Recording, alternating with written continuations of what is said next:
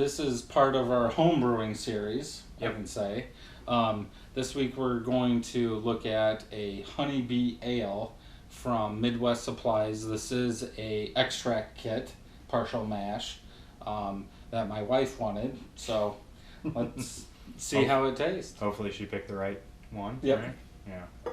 I like how you went with the yellow top for the honey. It's very nice. So is there honey in it? Yes. I'm not familiar with the recipe. Yep. So. I don't really remember the recipe, but we'll post it so everybody can see it. But I'm pretty sure there's 3 pounds of honey in here. Oh, okay. Should be good then. And that's into the boil, so we're pretty much not going to taste any of it. And what it did was, it said it had 2 parts you could put the honey in. It was like at the beginning of the boil? Yep, at the beginning of the boil or at the end. I think I'd rather do end to keep more of that honey flavor. Yep, and that's what I did.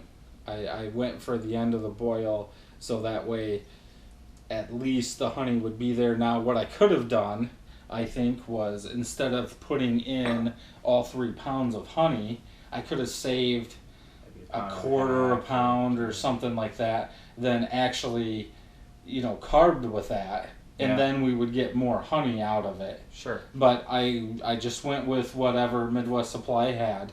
So they said, at the beginning of the boil or at the end, and that's what I went with. No, I think the end was the right decision because, you're going to lose some of the whole reason you put honey in beer, right? Is some of that flavor and whatnot. You boil it from the beginning, you're just getting sugar. Yeah, that's about it. Driving off all those flavors. All right, well, the first thing we're going to judge it on is aroma.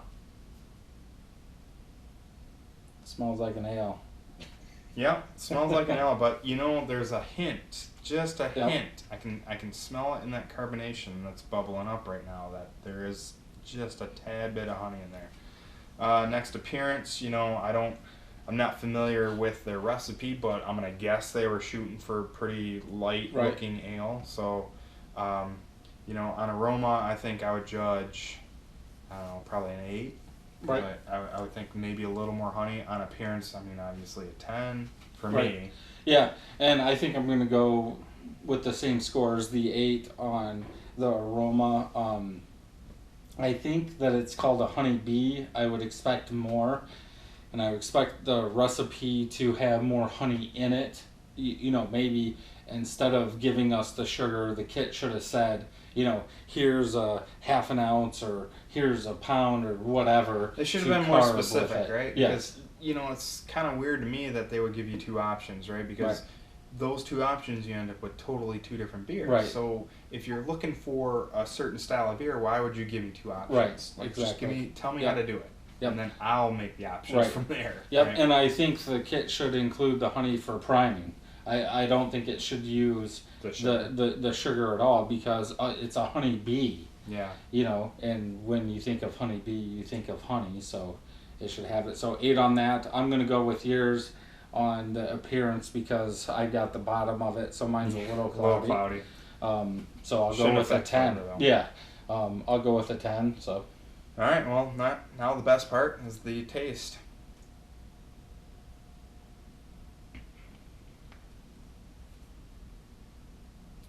I can tell you added the honey in boil.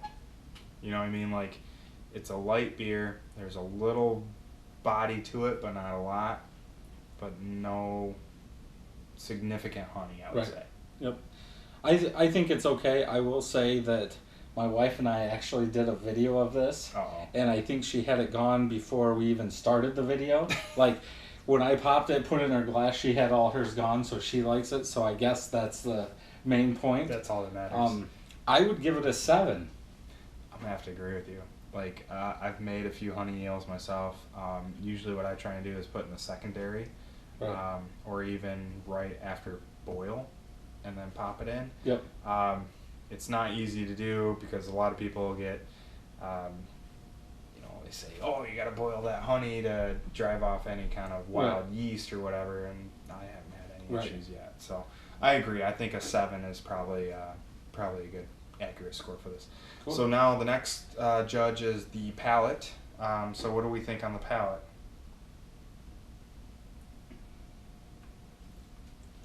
I think it's light, but it lingers. Like in the back, it stays, so you're constantly getting that ale back there.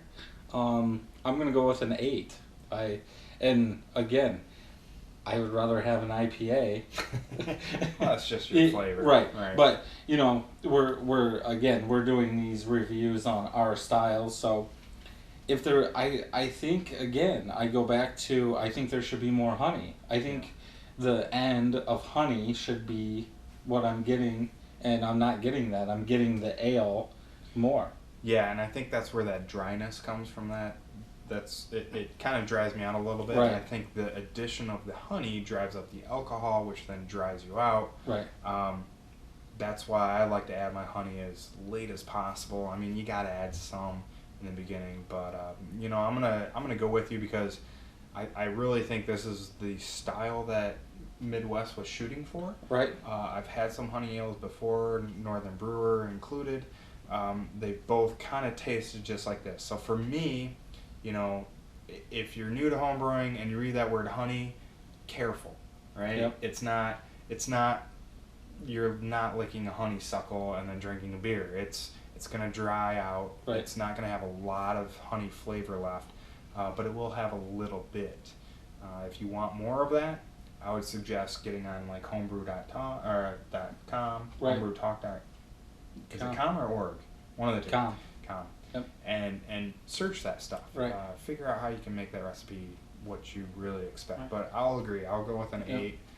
That gives us a total score of 33. And I think your wife will disagree. You know, she'll Yep. probably think it's a 40. But you know, it's not a bad beer.